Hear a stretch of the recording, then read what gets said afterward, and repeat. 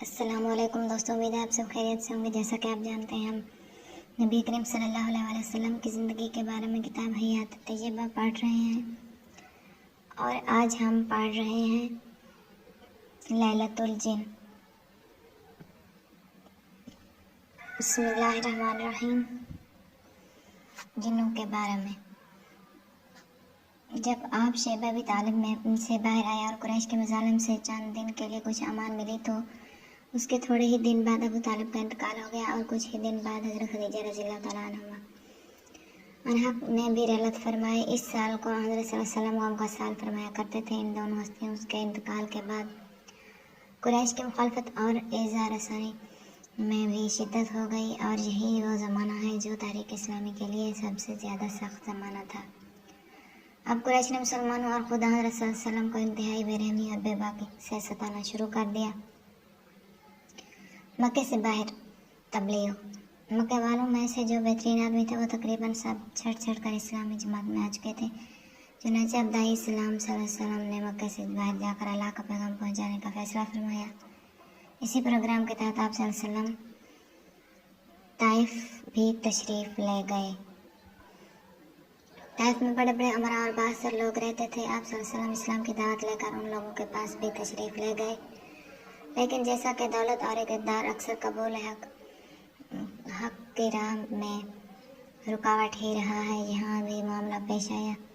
ایک سردار نے کہا، کیا خدا کو تیرے سوا کوئی ملا ہی نہیں جو اسے اپنا رسول بناتا؟ دوسرے صاحب بولے، میں تو تجھ سے بات نہیں کر سکتا، اگر تجھ سے چاہے تو تجھ سے بات کرنا خلاف ادب ہے، اور اگر جھوٹا نعوذ باللہ تو منہ لگانے کے قابل نہیں۔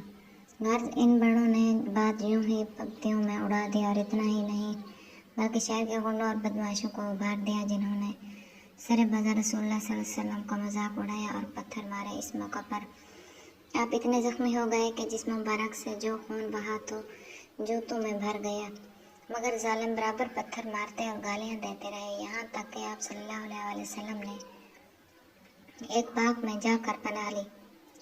کسی مخالف شہر سے اس طرح تنہا جا کر تبلیغ کرنے کا فرض ادا کرنا اور جان جوخم میں ڈال کر اللہ کے بندوں تک اللہ کا پیغام پہنچانا کس درجہ ہمت اور جرأت کا کام ہے، اس کا اندازہ لگانا کچھ مشکل نہیں۔ یہ اللہ تعالیٰ پر کامل ایمان اور اس پر انتہائی توکل کی ایک بلند ترین مثال ہے، اور بعد کے آنے والوں کے لیے ایک قابل تقلید نمونہ۔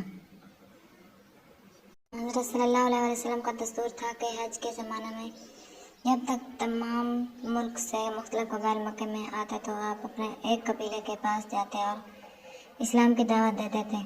اسی طرح عرب میں جن مقامات پر میلے لگتے تھے، آپ وہاں بھی تشریف لے جاتے تھے، اور ان مجموعوں سے فائدہ اٹھا کر لوگوں کے سامنے اسلام کی دعوت پیش فرماتے تھے۔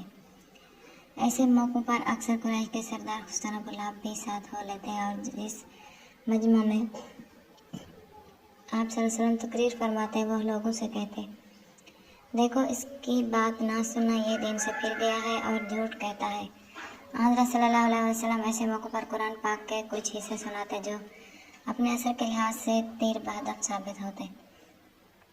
ان کو سن کر اکثر لوگوں کے دلوں میں اسلام گھر کر لیتا۔ حضرت صلی اللہ علیہ وسلم کی یہ تبلیغی دورے اپنے نتائج اور اثر کے لحاظ سے انتہائی کامیاب رہے، اور اب اسلام کی دعوت عرب میں اجنبی نہیں رہ گئی، بلکہ دور دور دعوت کا ایک تعارف ہو گیا۔ جو لوگ فیصلہ کر کے اسلامی تحریک کے ساتھی بن گئے تھے، انہوں نے اپنے اپنے علاقے میں تبلیغ و دعوت کا کام شروع کر دیا تھا۔ لیلۃ الجن۔ اللہ تعالیٰ کی بیشتر مخلوقات میں سے جن بھی ایک مخلوق ہے۔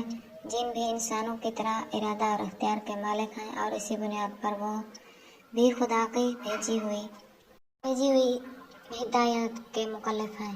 توحید، رسالت اور آخرت پر ایمان لانا اور اللہ تعالیٰ کے احکام کی پیروی کرنا ان کے لیے بھی ضروری ہے۔ اسی بنیاد پر ان میں بھی اچھے اور برے لوگ ہوتے ہیں۔